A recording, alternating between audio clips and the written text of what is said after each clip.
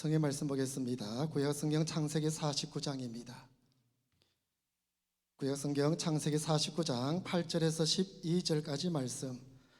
제가 가진 성경 구약성경 78면입니다. 창세기 49장 8절에서 12절 한 절씩 우리 교독하도록 하겠습니다. 창세기 49장 8절. 유다야, 너는 내 형제의 찬송이 될지라.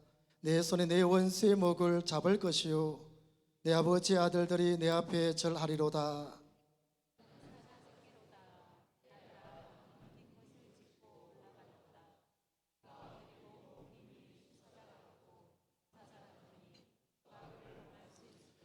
규가 유다를 떠나지 아니하며 통치자의 지팡이가 그 발사에서 떠나지 아니하기를 실로가 오시기까지 이르리니 그에게 모든 백성이 복종하리로다.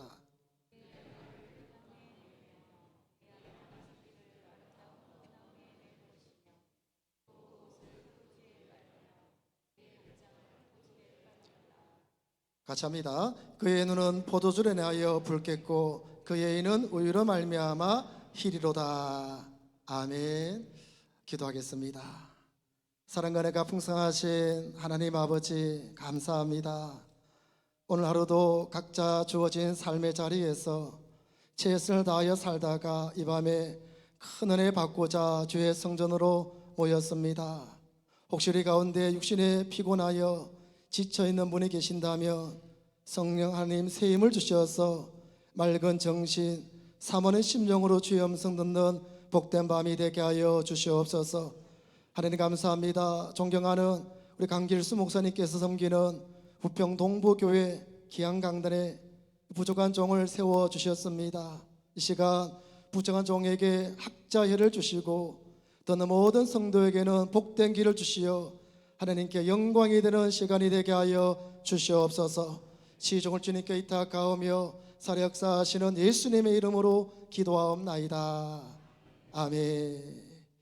우리 사랑과 인사합니다. 참 잘 오셨습니다. 인사합니다. 은혜로운 밤 되세요. 은혜로운 시간 되세요. 앞뒤 좌우로 우리 인사합니다. 오늘 말씀의 제목을 한번 따라 합시다. 주의 일에 앞장서는 청지기. 이스라엘에는 12지파가 있습니다. 각자의 지파의 족장들은 야곱의 12아들입니다. 그리고 지파의 이름도 이 아들들의 이름을 따서 지파가 만들어졌습니다. 그래서 우리가 읽었던 창세기 49장에는 야곱이 죽기 전에 12아들들을 다 불러 모았습니다. 그리고 한 사람씩 한 사람씩 축복하는 내용이 오늘 창세기 49장에 기록이 되어져 있습니다. 여기서 야곱이 축복할 때 한 가지 분명한 기준이 있습니다. 그냥 기분대로 자녀들 축복한 것이 아니라 한 가지 분명한 기준이 있는데, 여러분 49장 28절 말씀 보시면 이들은 이스라엘의 12지파라. 이와 같이 그들의 아버지가 그들에게 말하고 그들에게 축복하였으나 곧 그들 각 사람의 분량대로 축복하였더라. 지금도 하나님은 각 사람의 분량대로 축복하시는 분이십니다. 각 사람의 그릇의 크기대로 우리 하나님은 채워주셔요. 믿음과 순종의 분량, 사랑과 헌신의 분량만큼 우리 하나님은 마음껏 채워주시는 분이십니다. 오늘 본문은 야곱이 넷째 아들 유다를 축복하는 내용입니다. 유다가 다른 형제보다 큰 복을 받은 것은 그가 받을 축복의 분량이 크기 때문이에요. 유다가 큰 복을 받은 이유가 무엇인가? 오늘 설교 제목에 나와 있는 것처럼 앞선 자이기 때문이에요. 앞선다라는 것은 무엇을 뜻할까요? 헌신자라 말할 수 있고 순종하는 자라 말할 수 있고 청직이라 말할 수 있어요. 여러분, 그렇다면 유다가 언제 무엇에 앞장을 섰을까? 왜 야곱이 유다를 큰 복을 주었는가? 여러분, 이유가 있어요. 그가 앞장선 자로서 헌신자로서 순종하는 자가 되었는데 어떤 일에 순종했는가? 첫 번째는요, 생명 살리는 일에 앞장을 섰다는 거예요. 아버지 야곱은 12아들 중에 특히 요셉을 특별히 사랑했어요. 그러다 보니까 이 다른 형제들이 이 요셉을 미워하기 시작해요. 아버지가 특별히 요셉을 사랑하니까 자연스럽게 다른 형제들은 미워하고 시기하는 시기가 있었어요. 어느 날 요셉이 아버지의 심부름으로 형들에게 찾아갔습니다. 그때 형들은 야, 이번 기회다, 저 아이를 죽일 수 있는 이번 기회다, 기회를 삼았어요. 이때 요셉의 생명을 구해준 사람이 누구인가? 바로 유다였다는 거예요. 여러분, 창세기 37장 26절을 보면 이렇게 기록했어요. 유다가 자기 형제에게 이르되 우리가 우리 동생을 죽이고 그의 피를 덮어둔들 무엇이 유익할까? 자, 그를 이스마엘 사람에게 팔고 그에게 우리 손을 대지 말자. 그는 우리의 동생이요 우리의 혈육이나 하며 그의 형제들이 청종하였더라. 지금 다른 형제들은 이 요셉을 어떻게 죽이려고 들어요. 죽이려 들 때 그때 요셉을 죽이지 말자라고 말한 사람이 유다였어요. 요셉은 죽음을 면했지만은 애굽의 종으로 그만 팔려가게 되었어요. 근데 여러분, 이렇게 된 이유가 무엇인가? 요셉이 아버지 야곱의 총애를 받았기 때문이도 있지만은 그보다 더 중요한 이유가 있어요. 요셉이 자신의 꿈을 형제들에게 자랑했기 때문이었어요. 꿈의 내용은 무엇입니까? 이 밭에서 형제들이 곡식단을 묶고 있는데 요셉의 단은 일어서고 형제들의 단은 요셉의 단에 엎드려 절하였다라는 꿈이에요. 그리고 또 다른 꿈이 있어요. 해와 달과 11별이 요셉에게 절하는 꿈이었어요. 이 꿈을 요셉은 당당하게 아버지와 형들에게 자랑하는 거예요. 이런 이야기를 들으니 어떤 형제라도 썩 기분이 좋지 않았을 거예요. 어떻게 감히 형들이 너희에게 절할 수 있단 말인가? 더욱이 요셉의 형제들은 어떤 상황입니까? 아버지는 야곱이지만 각자의 엄마는 달라요. 12명의 형제들이 다 이복 형제들이라는 거예요.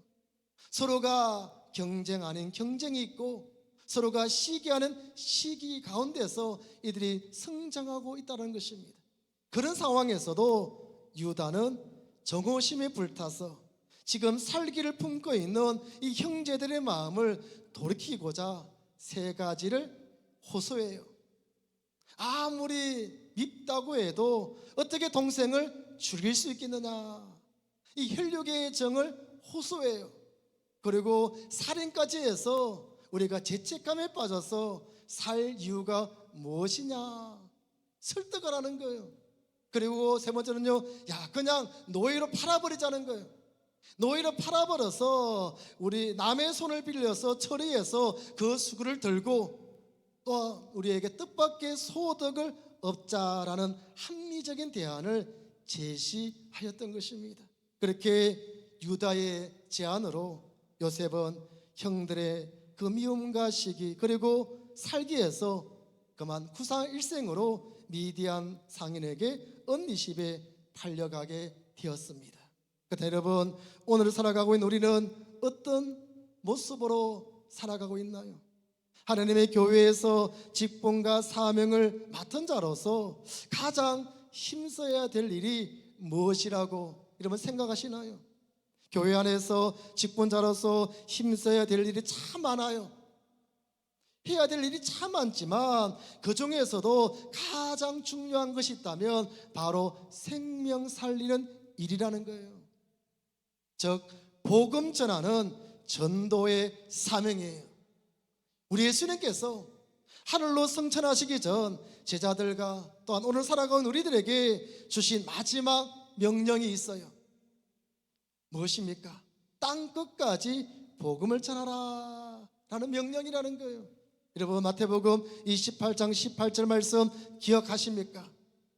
하늘과 땅의 모든 권세를 내게 주셨으니 그러므로 너희는 가서 모든 민족을 제자로 삼아 아버지와 아들과 성령의 이름으로 세례를 베풀고 내가 너에게 분부한 모든 것을 지키게 하라. 볼지어다 내가 세상 끝날까지 너희와 항상 함께 있으리라. 아멘. 사도행전 1장 8절 말씀도 마찬가지입니다. 오직 성령이 너희에게 임하시면 너희가 권능을 받고 예루살렘과 온 유대와 사마리아와 땅끝까지 이르러 내 증인이 되리라. 여러분, 초대교회 사도들은 이 주님의 말씀을 믿고 그대로 순종했다는 거예요. 그래서 이들은 가르치기와 전도하기를 쉬지 아니했어요. 그리고 사도행전 5장 42절 말씀 보시면 그들이 날마다 성전에 있든지 집에 있든지 예수는 그리스도라고 가르치기와 전도하기를 그치지 아니했다. 예수님의 마지막 지상명령을 이 사도들은 듣고 그냥 무시해버리는 것이 아니에요. 시간 나면 전도하고 때가 되면 전도하는 것이 아니에요. 주의 말씀을 듣고 믿고 그대로 순종하여 그들이 날마다 성전에 있든지 집에 있든지 예수는 메시아다, 예수는 그리스도다, 세상 사람들에게 이 메시아를 가르치고 전도하기를 쉬지 않았다, 그치지 않았다라고 이야기하고 있어요. 여러분, 그 결과가 어떻게 되었습니까? 교회와 성도들이 이 영혼구원에 힘을 쓰니까 교회가 평안하고 든든히 서가고 또한 성령의 역사로 믿는 자들이 많아져서 교회가 크게 부흥하였다라고 성경에 기록하고 있어요. 여러분, 주님이 나에게 귀한 직분과 사명 주셨다는 사실을 믿는다면 우리 또한 마찬가지예요. 가르치기와 전도하기에 힘쓰는 일꾼, 힘쓰는 청지기가 되어야 할 줄로 믿습니다. 한국교회는요, 코로나19 이후로 점점점 쇠약해져 가고 있다고 해요. 많은 성도들이 이 신앙의 자리에서 점점점 이탈해 가고 있어요. 근데 여러분, 이상하게도 이단들은 더 활기를 치고 있어요.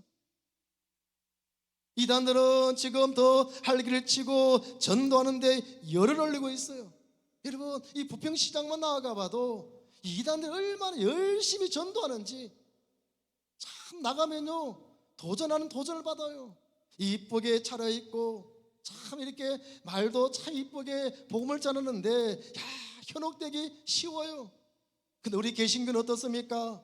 먹고 사는 문제 때문에, 바쁘다는 핑계 때문에 진짜 복음을 전하는데 소홀하게 여러분 여기고 있지 않는지 우리 자신의 모습을 돌아봐야 돼요. 지금까지 한국교회의 성장은 다 우리의 선배님들의 희생, 우리의 선배님들의 헌신으로 이루어진 거예요. 그런데 앞으로는요, 이 한국교회 미래는 현재 여러분들의 희생, 여러분들의 헌신으로 만들어진다는 사실을 알아야 돼요. 그럼 여러분, 우리 모두가 이 일에 앞장선 자로서, 청지기로서 책임감을 가지고 사명감을 가지고 여러분 살아갈 수 있어야 합니다. 두 번째 유다는요, 어떤 일에 앞장을 섰는가? 책임지는 일에 앞장을 섰어요. 애굽에 종으로 팔려간 요셉은 하나님의 은혜로 인생 역전을 이루었어요. 종으로 팔려갔는데 하나님의 은혜로 애굽의 총리가 되었어요. 그 당시 온 나라에 큰 흉년이 찾아왔습니다. 그렇지만 요셉의 총리로 있는 애굽 땅은 얼마나 양식이 풍족한지, 그래서 주변에 있는 나라들이 양식이 있다는 소식을 듣고 이제 야곱의 아들들도 양식을 구하고자 애굽으로 찾아왔어요. 그런데 형제들은 이 요셉을 알아보지를 못해요. 요셉이 지금 애굽의 총리가 되어 있다는 사실을 꿈에도 생각하지 못하는 거예요. 그렇지만 요셉은 자신의 형제들을 단번에 알아보았어요. 이제 요셉은 이 형들의 마음을 알고자 막내 베냐민을 데려올 때까지 둘째 형 시몬을 내가 감옥에 가두었겠다라고 말하는 거예요. 이 소식을 들은 아버지 야곱은 큰 충격에 빠집니다. 이미 요셉은 옛날에 잊어버렸어요. 어디서 죽었는지, 어떻게 살고 있는지 아버지 야곱은 요셉의 소식을 잊어버리고 죽었다 생각하고 그렇게 살고 있었어요. 근데 지금 시므온이 애굽 감옥에 붙잡혀 있어요. 그리고 이제는 막내 베냐민까지 지금 애굽으로 보내야 될 상황이 되었다는 거예요. 너무나 황당한 상황이 벌어졌습니다. 근데 여러분, 양식이 다 떨어졌기 때문에 어쩔 수 없이 다시 애굽으로 양식을 구하러 가야 돼요. 이때 유다가 이 아버지 야곱을 설득을 합니다. 창세기 43장 9절 말씀 보시면 이렇게 기록합니다. 내가 그를 위하여 담보가 되오리다. 내가 그를 위하여 담보가 되오리니 아버지께서 내 손에서 그를 찾으소서. 내가 만일 그를 아버지께로 데려오다가 아버지 앞에 두지 아니하면 내가 영원히 죄를 지리다. 내가 책임지고 베냐민을 데려오겠다는 거예요. 아버지 걱정하지 말라는 거예요. 유다는 아버지 야곱을 어렵게 설득하여 이 막내 베냐민을 데리고 양식을 구하기 위하여 애굽으로 내려갔어요. 베냐민이 왔다는 사실을 확인한 요셉은 한 번 더 형들의 마음을 시험해요. 이 베냐민을 내가 종으로 삼겠다라고 말하는 거예요. 여러분, 이때도 형제들은 잠잠해요. 꿀먹은 벙어리가 되어져 있어요. 그런데 유다가 또 났어요. 유다가 나서서 이렇게 말합니다. 창세기 43장 44장 30절 아버지의 생명과 아이의 생명이 서로 하나로 묵혀 있거늘 이제 내가 주의 종 우리 아버지에게로 돌아갈 때에 아이가 우리와 함께 가지 아니하면 아버지가 아이 없음을 보고 죽으리니 이같이 되면 종들이 주의 종 우리 아버지가 흰머리로 슬퍼하며 서울로 내려가게 함이니이다. 안 된다는 거예요. 이 아이를 데려가지 못하면 아버지가 슬퍼하며 아마 죽게 될 것이다 라고 그렇게 말하는 거예요. 이 말을 들은 요셉은 그때서야 자신의 정체를 밝히는 것입니다. 여러분, 그렇습니다. 이와 같이 유다는요, 자신에게 어떤 희생이 따른다 할지라도 끝까지 책임진 일에 앞장을 서고 있는 사람이에요. 아버지 걱정하지 마세요. 내가 베냐민을 데려갔다가 내가 책임지고 이 아이를 데려오겠습니다. 그리고 요셉이 또 시험 삼아 베냐민을 종으로 삼고자 할 때도 다른 형제들은 아무도 그에 대해서 말하지 않지만 유다는 아닙니다. 이 아이를 종으로 삼으면 집에 있는 아버지는 슬퍼하며 아마 죽게 될 것입니다. 상심하여 죽게 되겠습니다.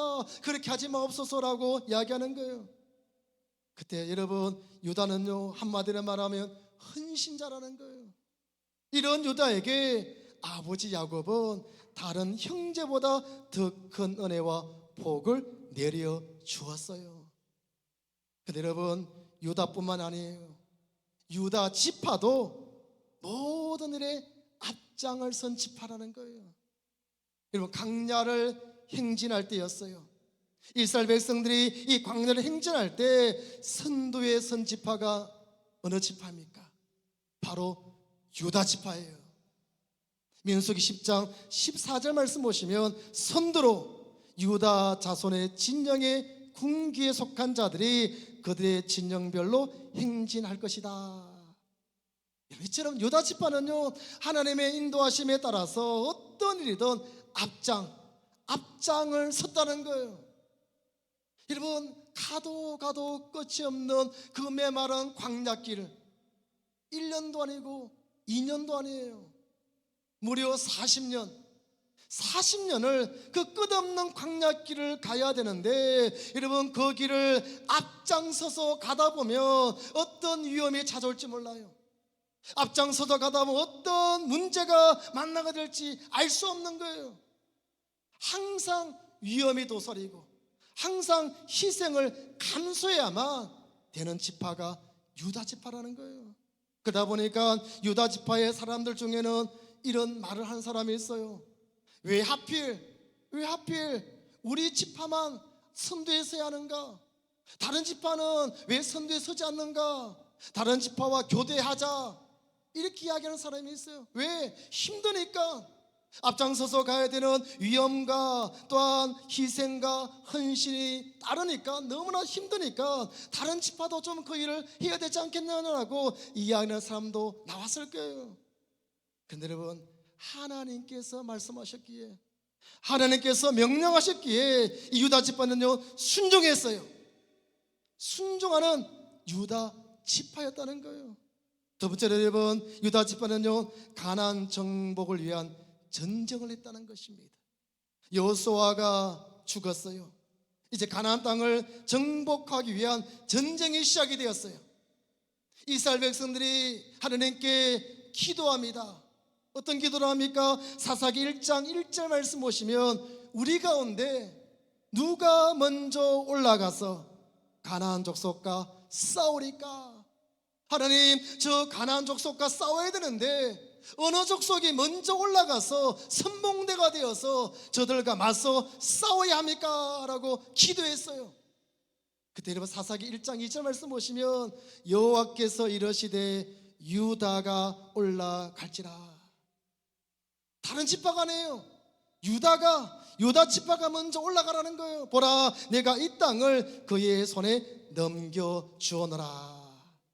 여러분, 전쟁에서 앞장을 쓴 사람은 위험에 노출되어 있어요. 많은 희생, 아니 죽음을 감내해야 돼요. 언제 죽을지 몰라요.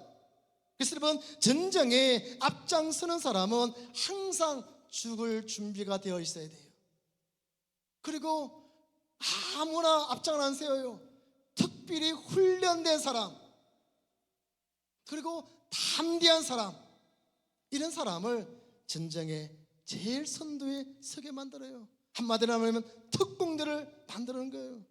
그런데 여러분, 유다 지파가 이런 역할을 감당하고 있는 것입니다. 그래요 여러분, 담대함으로 유다 지파는 하나님의 뜻을 이루는데 귀하게 크게 쓰임을 받았어요. 그렇다면 오늘 살아가고 있는 우리들의 모습은 어떠합니까?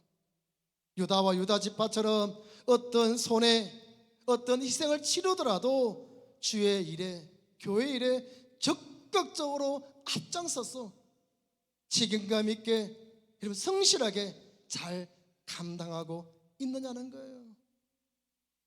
교회 일에 있어서 어떤 시간적인 또한 물질적인 것, 헌신적인 부분에 있어서, 교회가 해야 될 일에 있어서 적극적으로 내가 앞장서서 제가 하겠습니다, 제가 헌신하겠습니다, 제가 순종하겠습니다, 제가 책임감 있게 그 일을 감당했습니다라고 하는 분들이 계시나요? 특히 여러분, 교회 직분자라면 안디옥 교회처럼 하나됨의 앞장을 서야 돼요.